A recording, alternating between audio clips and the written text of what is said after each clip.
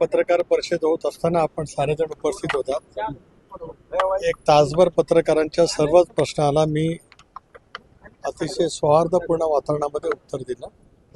त्याच वेळेला शावाद संघटनेचे काही सहकार्य आले आणि त्यावेळेला त्यांनी निवेदन देत असताना काय झालं ते आपण सर्वांनी मिळून पाहिलं.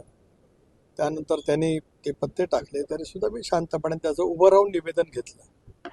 एक सभ्य राजकारण म्हणून माझ्याकडनं जे करणं अपेक्षित होतं ते अपेक्षेपेक्षा जास्त सौहार्दाच्या वातावरणामध्ये मी केलं. उठताना निवेदन स्वीकारल्याच्या नंतर धन्यवाद म्हणून सुद्धा मी केलं.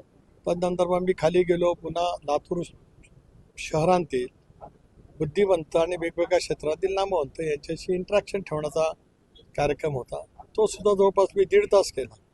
त्यांनी कृषी क्षेत्रांतील, शिक्षण क्षेत्रांतील, वैद्यकीय क्षेत्रांतील, वकिलांचे, डॉक्टरांचे वेगवेगळे प्रश्न होते. त्यालाही सविस्तरपणाने मी उत्तर दिले. त्यावेळेला बाहेर काय घडलंय मला माहीत नाही, पण आपल्यामार्फत ज्यावेळेला घडलेलं समजलं त्यावेळेला मी कडक शब्दामध्ये त्याचा निषेध केला. राष्ट्रवादी काँग्रेस पक्ष अशा कधी कधी करत नाही. जे काय घडलेलं आहे ते अत्यंत चुकीचं आहे. माझी स्पष्टपणाची त्या संदर्भातली भूमिका आहे. सूरज चव्हाणांवरती काय कारवाई होणार आहे का? कारण ज्या पद्धतीनं पक्षाकडून म्हटलं जातं की बाबा आम्ही असं समर्थन करत नाही, मात्र ते कृतीतून दिसणार आहे का? बघू ना, त्यांना आज राष्ट्रीय अध्यक्षांनी बोलवलेलं आहे. सूरज चव्हाण रात्रीचकडे गेलेले आहेत.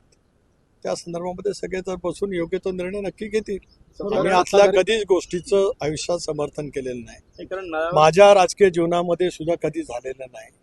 मी काल आपण बघत असाल, आपण शेतकऱ्यांचा किंवा पाऊस ओढ दिल्याच्या मधले इतके प्रश्न विचारले. मी सगळ्या प्रश्नाची सखोल उत्तरं प्रामाणिकपणे दिली. माझ्या कुठल्याही गोष्टीमध्ये काल घाई नव्हती, काय नाही.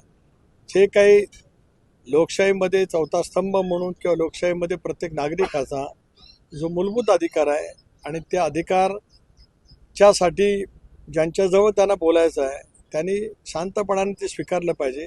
या भूमिकेतून माझा कालचा संबंध लातूरमधला माझा सगळा वेळ त्या संदर्भात होता. पडलं तर असं म्हणलं की लोकशाही मार्गाने आम्ही आंदोलन करत होतो. कृषी मंत्र्यांचं जे काही केलं त्याची ती लोकशाही मार्गाने आम्ही दिलेली प्रतिक्रिया होती. त्याला अशा मग त्याच्याबद्दल मी कुठे आक्षेप घेतला?